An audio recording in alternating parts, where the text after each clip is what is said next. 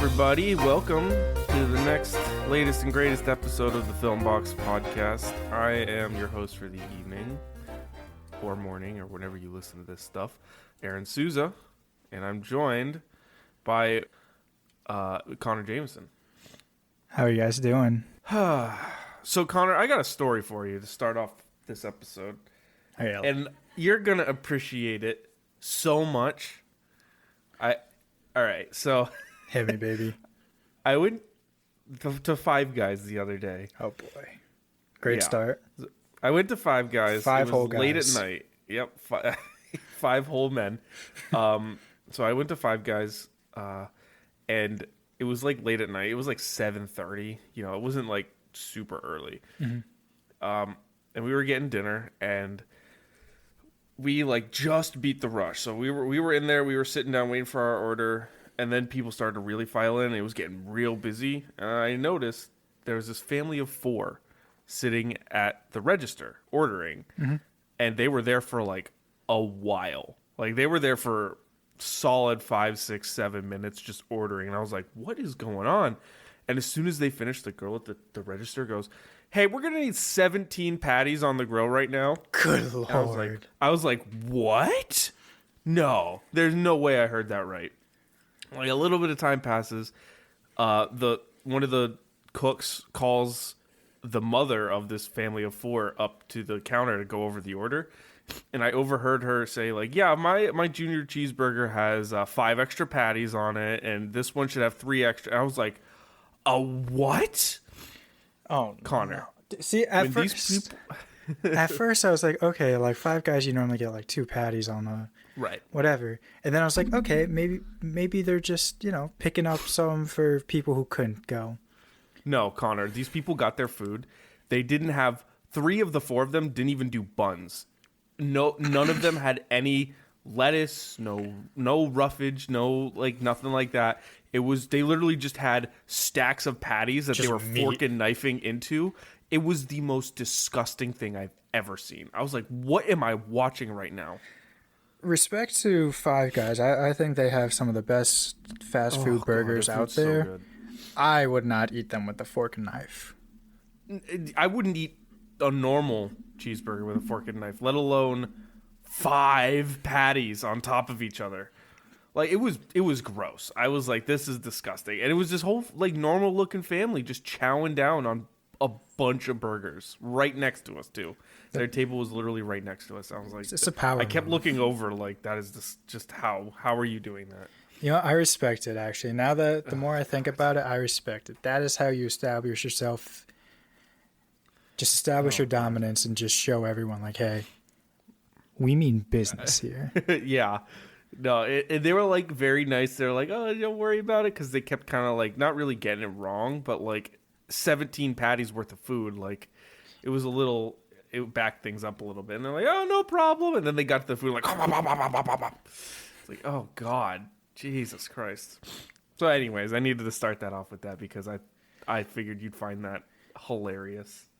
I'm glad you brought it up. So bad. I was feeling good today. That was just like a little cherry on top. Yeah, very much so. You want to know why I'm in a pretty good mood today as well? Why are you in a good mood? I found out, not like just me, it wasn't whispered into my ear, but I made it known I'm a pretty big... Hey, Connor, did you hear? Hey, psst. What, doofus? Oh. No, I'm kidding. So I made it known, resident horror movie fan here. Mm-hmm. And I saw today that we might finally be getting another Friday the 13th movie. Ah, yes. For those of you who don't know, real quick, there's been a nice little legal battle going on between the original director and the original writer about who has the rights. And we might finally be getting to a resolution. Yeah, the outcome of that legal battle was very, very complicated. Basically, they said that the original writer, I believe, was Victor Miller. Victor Miller, yeah. So he has the rights to everything that happened in the original. Yes. So and just U.S. rights, just U.S. Yeah, he can't international. Can't rights. release it internationally. But However, Sean S. Cunningham, the original director, has the rights to the Jason character. Yeah. So basically, what this means is Victor Miller, he can make a movie, a TV show based on anything in the original. So like the Pamela Voorhees, young Jason, Camp Crystal Lake, all that stuff. He can make a TV show, movie, whatever about that. And I think that's what's being teased. Like they might try to make a series, kind of like they made the Bates Motel series. Kind of digging into the backstory there. Yeah. Either way, I'm excited. There's a producer, Roy Lee.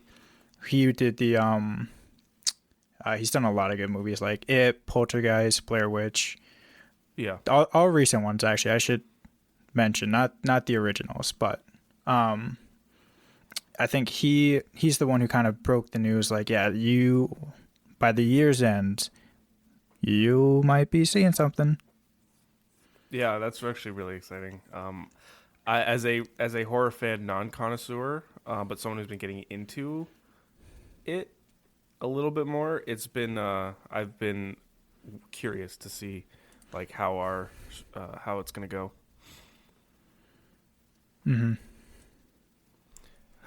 So along with our good friends at Friday the 13th, Disney's been doing some stuff. They've been And powerhouse in the streaming market. yeah. Yep, but unfortunately with the powerhouse comes the ability to change things. Yeah. So Disney just recently announced a few things. First, they passed Netflix as one of the top streaming services in total subscriptions. So this is including Disney Plus, which had 152 million subscribers, ESPN Plus, which had 22.8 million, and then Hulu with live TV had 46.2 million. So not necessarily like Disney Plus. Yeah, it wasn't Disney Plus entities. passing them, but Disney as a conglomerate has passed them. Which is kind of cheating, but whatever. It's the Disney brand at this point now. Yeah. But I will say Disney Plus has announced a new price model with ads that they're releasing in December.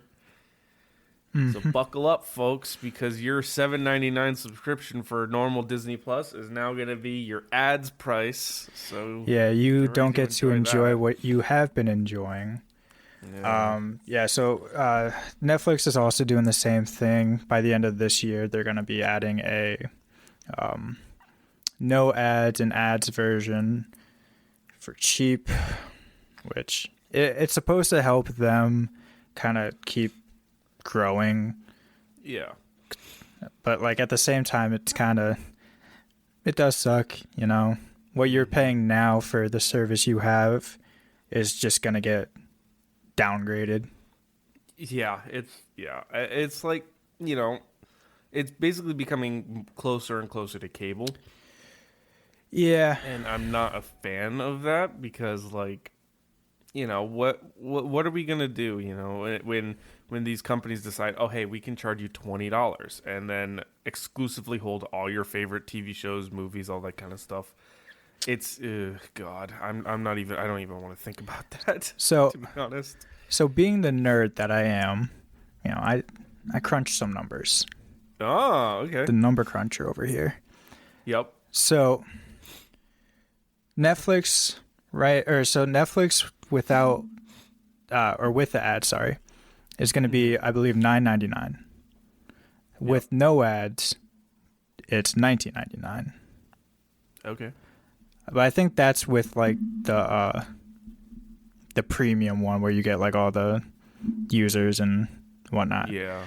So that's the only number I saw. But Disney Plus alone is going to be $7.99 with ads and $10.99 without ads. Mm-hmm. Paramount Plus, oh god, is $4.99 right now with ads. And then $9.99 without ads. But then you also have the Showtime bonus. Basically, just add $5 on top. Yep.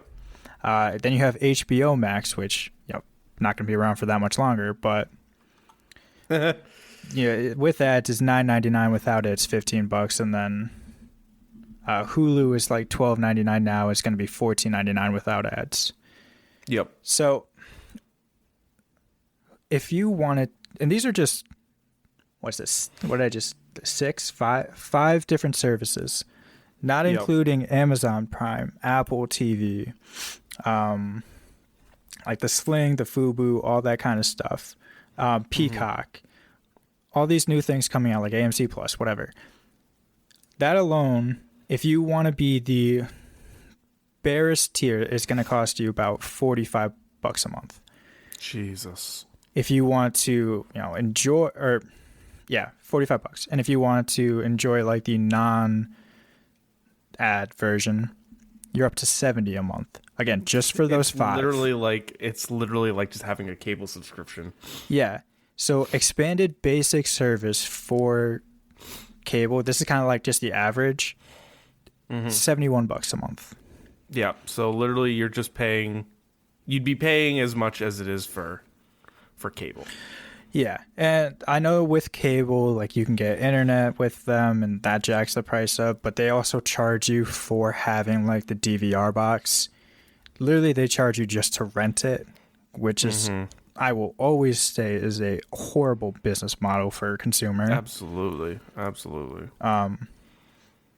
Like we just got our cable bill, and it was like $300 a month for internet, the boxes, the service, and then like Netflix. I think we got through it.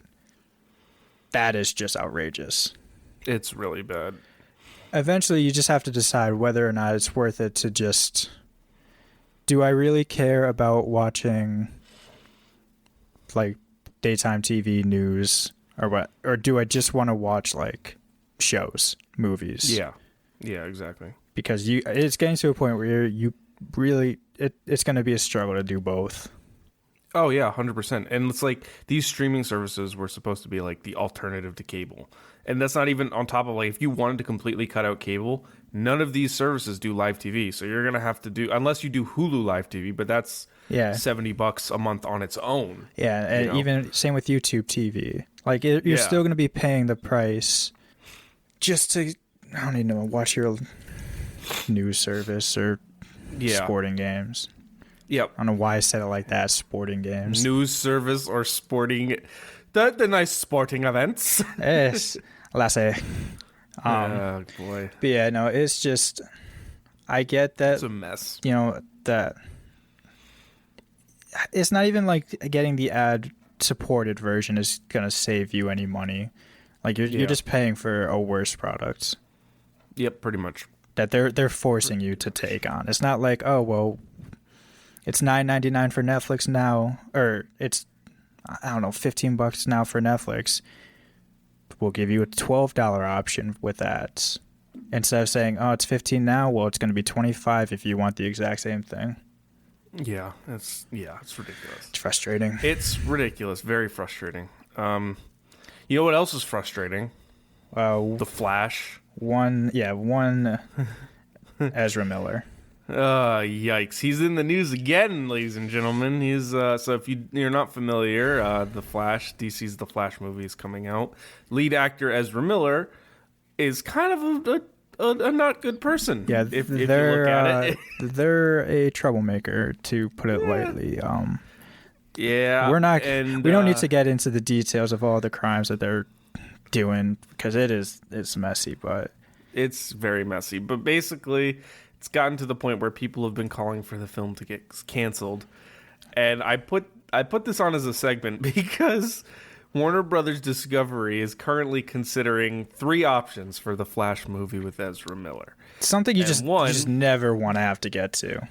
Exactly. So option 1 is for Ezra Miller to give an interview explaining all their erratic behavior, what's been going on, and then doing limited press. And I just want to point out, giving an interview to explain erratic behavior would not really...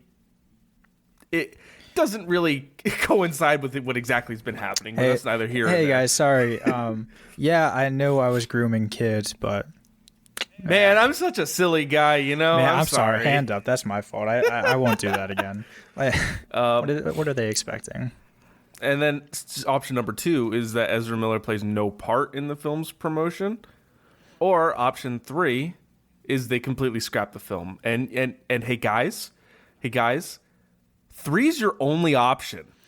See, Like the problem is though, like they want to focus on these big event movies. This thing is like what 200 million in the hole.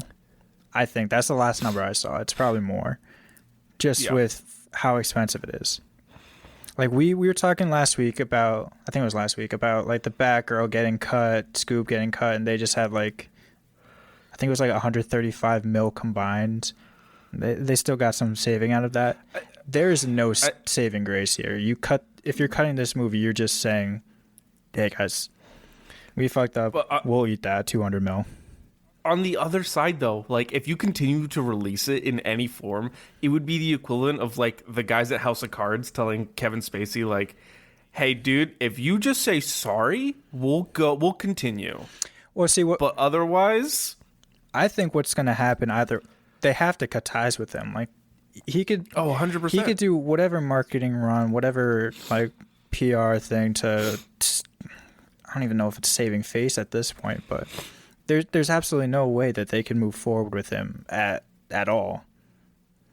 Like, yeah, no matter how good this Flash movie is, he can't be the Flash again. He can't. I know he's in the Fantastic Beasts movies. He can't do that again. Yeah, the only thing that I can see happening otherwise is like them just dumping a bunch of money to do reshoots and get a new actor in there in place. But it's just, to me, if you do anything where this movie releases with this man as the headliner, it is not a good look. Yeah, it's not a good look. But I feel like option 2, they're just gonna don't let him speak. Don't just release the movie, take whatever backlash, and then just cut all ties. That's what I think is going to happen. Money. Yeah, we gotta make our money. It's like, hey guys, I'm sorry that they're a shitty person, but we racked up a pretty big bill on this, and we need your help. Well, since Warner Bros are in the business of eating big bills, they might as well just eat this one. And, this could not have come at a worse time. Yeah, this is literally at a time where they're like, "Hey guys, we're canceling a bunch of stuff to try and write it off," and then this happens. Like we're not doing that. It's like, oh, you guys see all these wholesome posts from the director, the actresses. Like I think I even saw too. The woman who was putting together the score was just like, "You guys paid me to do it, so I'm just gonna finish it." Mm-hmm. I think that happened with Scoop 2 or something like that. I might be wrong on that. Like that. They're just like, well, we paid for a band, so we are going to get our money's worth. Yep, bad stuff. But we'll see how it continues to go, because it's not good. With some good news, though.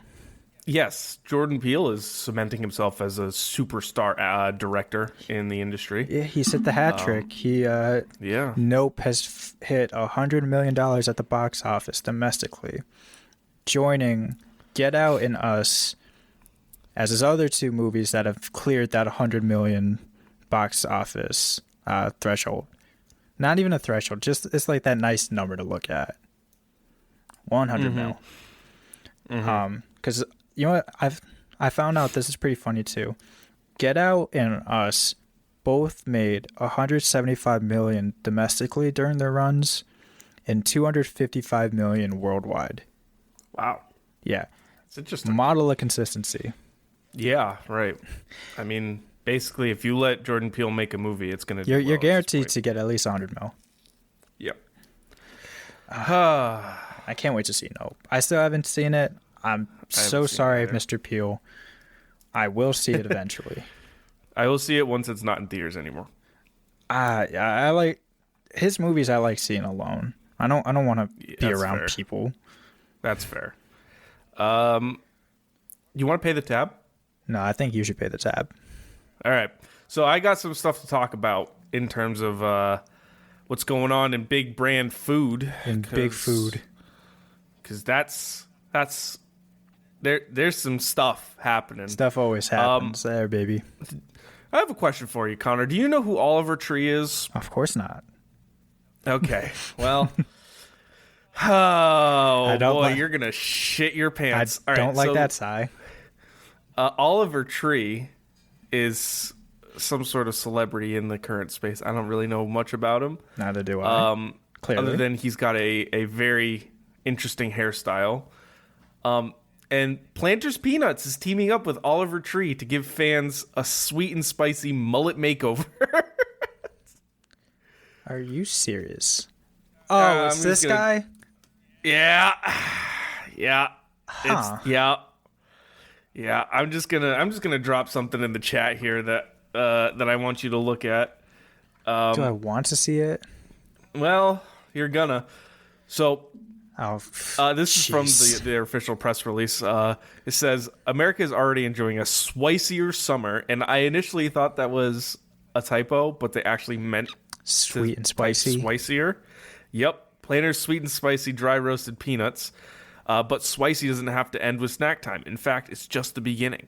Now the makers of Planters brand are taking on the boldest hairstyle out there, the mullet. Best known as sweet in the front, spicy in the back. Hey guys, it's not. That's not the saying. I want to bang my desk. Not. I'm not going to. It's business in the front, party in the back. I'm clipping the mic. I don't care. I need this to be known.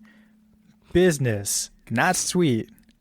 Party, oh my God, not spicy. And helping it make an epic comeback in partnership with Oliver Tree. It should have been Billy Ray Cyrus. That's where I learned what a mullet is. The makers of Planters brand are offering fans the chance to rock Tree's epic do with a limited edition Planters brand X Oliver Tree sweet and spicy mullet designed by Oliver Tree himself. He doesn't even have a mullet. And here's a quote from Oliver. He has a bowl cut. It's also a mullet, I guess. The moment I tried this new sweet and spicy flavor, something came over me, and I immediately knew I had to spice up my own life, said Tree. The first thing I did was hit the hair salon and have them add horns to my bowl cut mullet. A little extra spice on top just never hurt. Why? What is wrong with this? Like, what? I hate brands. I think that's just my conclusion here. I just hate brands. Oh my God. Oh wait, I do know his song "Life Goes On." Oh. Yeah, that's disappointing. So here's a quote from Robbie Coons, Planters brand manager. He goes, just like with our sweet and spicy peanuts, we want to do something delicious and daring with Oliver Tree to take this summer to the next level. We're thrilled to bring Oliver's bold, sweet and spicy mullet to the masses and help peanut lovers channel some of his delightful, spicy energy. Okay. Dude, if you could describe anything as sweet and spicy and it's not food related, there's some problems. You want to eat the mullet? Apparently. I guess that's just the way mullets taste. If you're out in public and you see someone with a mullet and you nibble on their hair, depending on where you nibble, it will either be sweet or spicy. That's all I'm taking away from this. This is just the latest in an absolutely wild twist of brands making crazy deals with celebrities. Dude, my blood pressure's up now. I don't know why that just frustrated me. Oh my God. All right, so I got another one for you. Oh, I actually more. got two more. Jeez. Two more to talk about. All right, let's go. So Lay's is releasing some new snacks. Mm-hmm. They're calling this press release says Lay's mashes up the snack aisle with newest batch of flavor swap releases. Ready for flavor deja vu? Last summer, the Lay's brand introduced new potato chips inspired by other fan favorite Frito-Lay flavors that had fans asking themselves, "Wait, is this Doritos or Lay's?" All right, now Lay's before you is go adding. on, if you listen to fans about flavors of things, it's going to be the most disgusting thing ever. I mean, you've seen it with Mountain Dew. They literally released a fan flavor, and it's no good, no good. It's like the spicy one that's out right now. Ugh. Like, because people are just gonna be like, well, what if I want to make this taste like chalk dust mixed with bubblegum in a chip?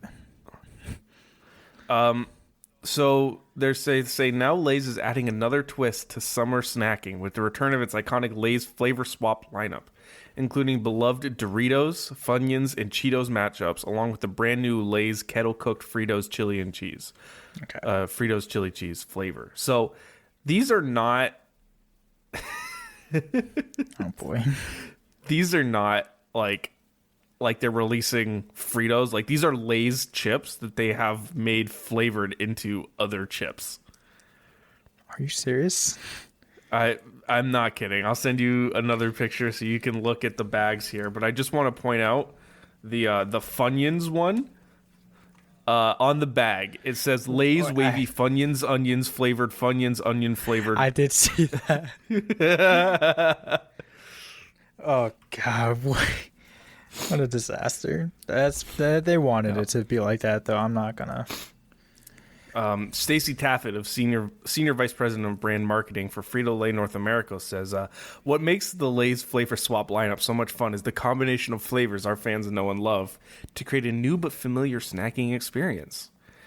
This year's newest addition combines our kettle-cooked variety and the popular Fritos chili cheese flavor to make a powerful addition to an already stacked lineup.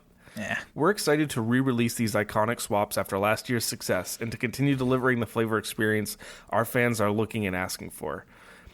What's crazy to this is, like, if you want Doritos, I'm just gonna get Doritos. you can buy Doritos. I'm just gonna get Doritos. Like, you don't have to get, like, who in their right mind would show up to a party and said, hey guys, I brought Doritos, and then whip out some Lay's, and everyone's gonna look at them like they're absolutely the dumbest man alive. Like, you can just buy Doritos. Why would you buy chips that imitate the flavor of Doritos? You know they're not going to taste the same. Like, they physically can't. Oh, my God. Like,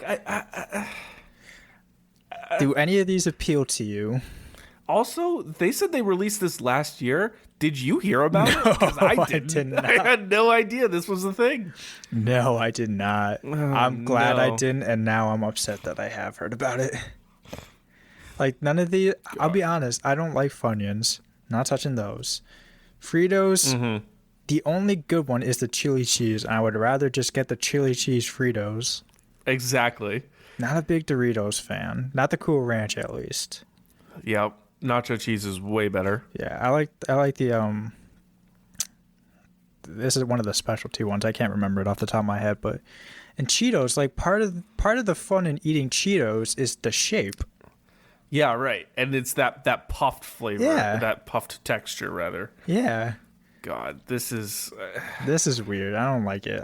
It's weird. I don't like change. Well, good thing 7-Eleven is here. Oh, thank God. To bring back some familiar favorites. It's pumpkin spice season at 7-Eleven. Oh, look at the time. 7-Eleven is giving customers 7-Eleven is giving customers pumpkin to talk about. Oh no. The introduction of its fall coffee drink lineup. To celebrate the unofficial start of fall, 7-Eleven is bringing back two fan-favorite fall brews starting today. The pumpkin spice latte and pumpkin spice coffee. So channel your flannel because no one does seasonal treats like the world's largest convenience retailer. Oh, yeah. So 7-Eleven is kicking things off with their pumpkin stuff. Yeah. I mean, it is getting about that time. It is getting about that time. Here's 7-Eleven's proprietary beverages senior product designer, which is the greatest job title I've ever seen. I would have that job and I would forget it, to be honest. I'd be like, I do stuff for them. Yeah, I'm a 7-Eleven guy. Don't worry about it. I'm like the higher up 7-Eleven. Dennis Phelps, who is 7-Eleven's yada, yada, yada, yada product dude, There's no denying that the pumpkin spice latte is a quintessential fall drink. It's become a cultural phenomenon loved by coffee drinkers everywhere. We like to take the pumpkin spice latte one step further by encouraging our customers to take their cup of joe into their own hands, with more than 3,000 ways to customize their beverage. That's way too many. What? 3,000? 3,000? You walk into a 7-Eleven, and if you can think of 3,000 ways to make a coffee, I can't even think of 3,000 things. Just in general. And, like, there is no other mention of 3,000 combinations anywhere in this press release. So I don't know where this man got this combination. This arbitrary number. Just like, because I'm sure they're just like, oh yeah, like whatever you want, we can make. And he was like, so I've actually crunched the numbers on that. There's 3,572 different options that we are capable of. If you can find them all. They do say here that if you get the 7 Now Gold Pass subscription delivery service, which, what? That's a thing. Customers can get their delivery fee waived on more than 3,000 of their favorite 7-Eleven products. So, like, gas? Not really the same. Can I just get gas delivered? Can I get gas with it? God. Okay, so 7-Eleven has a 7 Now subscription, a delivery service, a 7 Now Gold Pass subscription delivery service, and they have 7 Rewards, which is a loyalty program. Dude, you got to figure it out. Like, there's no way people are paying just like $15 a month for 3 different 7-Eleven services. We were just talking about all the streaming services costing like $15 a month just so you can watch your Stranger Things uninterrupted. Now you add another 15 onto that. You can watch Will cry in a car while munching on some Frito-Lays. All from 7-Eleven. Pumpkin spice. Yeah. All from man. your nearest 7-Eleven. Oh, man. Oh, God. All right, we need to move on. This is a film podcast, not a food podcast. So we've had some tough news over the last week and a half or so. Obviously, with the passing of Olivia Newton-John, which is just a huge hit to the film industry. She was a fantastic actress, and also we just passed the anniversary of Robin Williams' untimely death by suicide. So one of the things we wanted to do, I think, is just go over some of our favorite Robin Williams movies and talk about it a little bit. I've said many times that he's one of my favorite actors and favorite personalities of all time.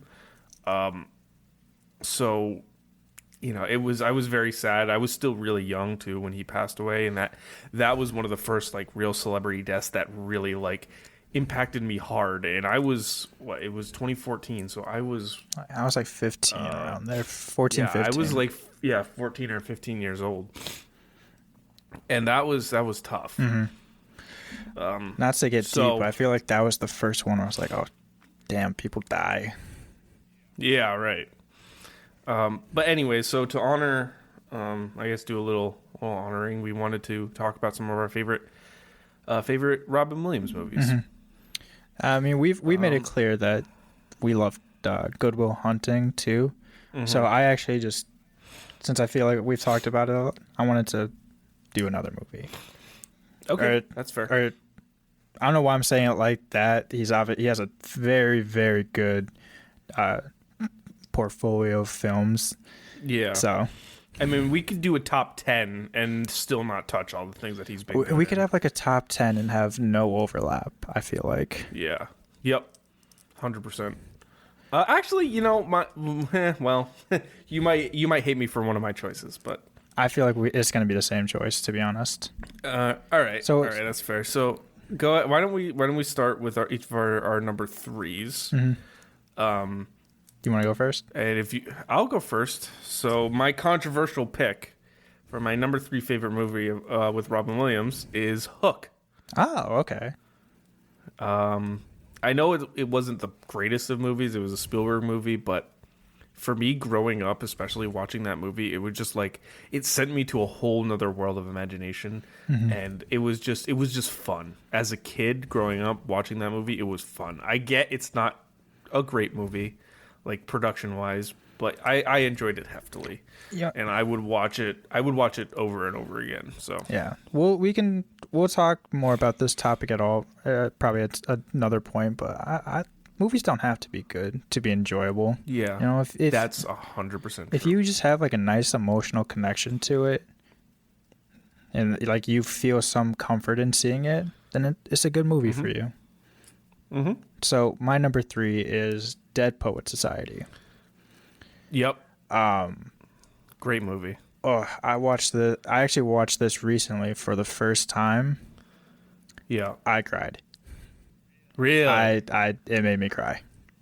Oh, yeah. It's a heavy hitter. It is sure. it's a deep movie. Definitely recommend obviously seeing all these movies for yourself if you haven't, but this one you kind of have to be in a good mindset for. Mm-hmm. It makes you think. Yeah. It's one of those movies that really makes you think and delve deep into your emotions and one thing and who you are as a person. And it's something I like about this one too is like we know Robin Williams as a very funny guy, and this wasn't one of his like serious roles, where like it is nice to see like the depth that he just had like in his back pocket, where he could go from being a funny guy in a handful of movies to then just ripping your heart out. Full serious actor. And that goes along with my number 2, which I put as Dead Poet Society. Oh, nice. So we're kind of right there with each other on that one. But yeah, no, it's a fantastic film and well worth the watch. So my number 2 was sorry, I lost my place. Jumanji, which I recently watched. Again, another one that I just kind of recently watched. He is so good at just kind of pulling you into a character, even like if he is just like a goofy guy.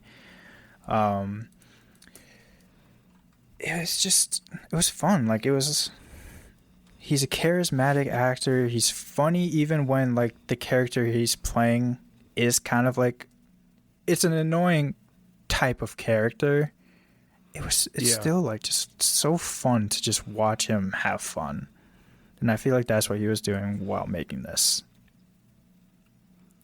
Yeah, no, I've never been a fan of Jumanji as a movie, but he does play a really good character in it. So yeah, I can appreciate that. My number 1, as no surprise, I actually didn't leave it off. I had to put Good Will Hunting, but I will come up with another one, or I'll just mention a few others that didn't make the list. But Good Will Hunting, I've said already on this podcast, it's my favorite movie of all time.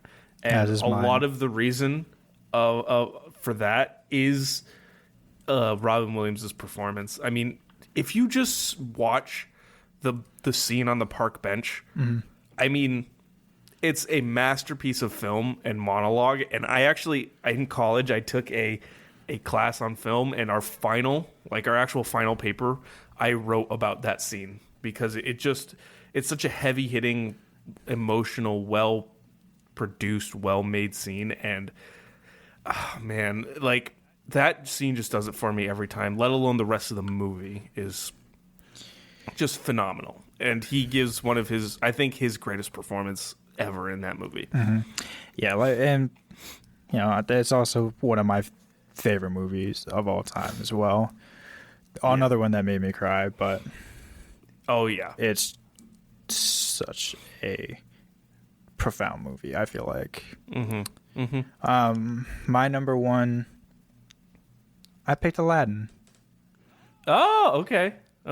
That was good choice. That was easily, I would say, one of my favorite movies growing up. And that's kind of why I liked musical movies a lot too, because it was just all the songs so catchy. He plays the genie, such an iconic character for You know, it's obviously animated, so you're not going to see his face, but just like the fun you could hear in his voice. There are some like, you know, more serious beats, and I think he nails it. And it's just one of those I agree. one of those movies that I grew up with. This is where I first kind of found out who Robin Williams was. Yep. No, as a comedic actor, he is fantastic, and it's a testament to his skill that we haven't talked about. Like, our movies didn't really include, minus Aladdin, didn't really include many of his comedic roles. But I mean, you look at his filmography. You know, you're getting Aladdin, you're getting Mrs. Doubtfire, you're getting some of these amazing comedic Patch Adams. You know, these movies that like are generational comedic films. And Even Flubber. Flubber. I mean, Night at the or Museum. watching his Night at the Museum, like we could go on and on. Yeah. Watching his stand-up specials too, like some of my favorite comedy I've ever seen. And then, you know, going further into some of his other works, like Good Morning Vietnam, and you know, those kind of films. I mean, 1 Hour Photo. Christ, Yeah, that one was like that's a kind of a good watch too. If you're ever just like, it's definitely a different beat, but again, you could pick any film off this, just have fun watching it. Yep. No, great actor. Sad to see he's no longer with us, but you know, he left us a lot of stuff to look back on and remember and be happy about. Yeah. Do you want to be a little bit happier? Yeah, I feel like we've Alright. we could use a nice little endorphin boost or dopamine boost. So to end off this podcast, and this is something I kind of want to do every so often. I found a book. It's Stranger Things Mad Libs. I found it while shopping, and I figured we could do a Mad Libs an episode or something like that. You know, either to end us off or whatever. But we're gonna start off with this one. It's called "Where's Will?" So I'm gonna ask you what I need, and then fill in the blanks in a traditional Mad Libs style, and I'll read it back, and we can laugh about it. Hopefully, it'll be fun. Okay, I'm ready. Okay, so I need a person in the room. Like a Stranger Things person or just anyone? Just a person in the room. Aaron Souza. All right. Adjective. Gargantuan. Gargantuan. Noun. Desk. Okay. Adjective. Oh boy, I don't know many. Thick. My go-to. Thick. Last name. Just any last name. Cumberbatch. Okay. All right. Verb. Piping. Okay. Plural noun. Cheeks. Cheeks. Okay. Adjective. Dark. Boy. Animal plural. Gorillas. Okay. Verb. Jumping. All right. Noun. Feet. Foot. Foot. Okay. A place. Your mom's house. Your mom's house. Okay. Noun. Trash can. Another noun. Flower pot. Okay. A verb. Oh my god, I'm running low. All right. Two more after this. Flying. Okay. Silly word. Damn. Just any silly word? Any silly word. Moist. Okay. And finally a verb. There's a lot of verbs out there. Yeah, my ADHD ridden brain is struggling right now. Running. Running. I'm sorry, I went basic on you. Okay. All right. So this is called Where's Will? And it reads as follows. All right. Mike, Aaron Souza, the greatest podcasting host in the whole world, and Lucas didn't find it too gargantuan when Will wasn't in school that morning. But they couldn't believe what their desk was missing that day. The thick grail of radios, the Cumberbatch Ham Shack, had finally arrived. But before they could really test piping it, the principal and two cheeks came bearing the bad news. Will was dark. Oh, no. Oh, no. Oh, no. You chose a great spot for that one. Oh, I'm sorry. Oh, man. He never made it home after their Dungeons and Gorillas game last night. The boys were instructed to jumping straight home after school and stay out of it, but Mike couldn't stop worrying about his foot. How could they sit at your mom's house and do nothing? Then it hit him. When Will was faced with the Demogorgon in their campaign last night, he could have cast a trash can to protect only himself and play it safe. Instead, he cast a flower pot ball and risked it all to protect his friends. In that moment, Mike knew that Will needed him to flying it all too. He grabbed his walkie moist and signaled Lucas. They were going to running their friend. Walkie moist. The walkie moist. Talkie oh my really god, that was. Word? I guess. Oh boy, maybe this is how the Duffer Brothers just kind of put everything together. They were like, what can we do here? Right. How can we make a story? Right. Well, give me a silly word. Talkie. Talkie, that's the one. Because he's just munching right. Talkies. All right, my cheeks hurt. That went better than I thought. My face cheeks, for the record. My face cheeks. All right, you have you wouldn't happen to have a stupid joke to tell, would you? So Connor, what kind of drink can be bitter and sweet? I don't know. Reality. Get it? You get it? All right, thanks for listening to the last ever Filmbox podcast. Y'all have been great. Man. Aaron sucks at Jeopardy. Yep. If you haven't heard it before, go listen to. We were on the 4 Nerds by Nerds podcast. We played a Jeopardy game with them. That was awesome. Aaron sucks at it, so just wait to listen for yourself to hear how bad he is. And if you like this podcast, you can, if you want to subscribe, follow us, leave a rating on your favorite podcast player, and then you can follow us on Twitter at the Filmbox Pod on Twitter. We post throughout the week various film-based opinions, news, all that kind of stuff, and you can get updated on our release schedules, all that kind of stuff. Mm-hmm. But yeah, thank you for listening. This has been another episode of the Filmbox Podcast. We'll see you next time. Bye, cuties.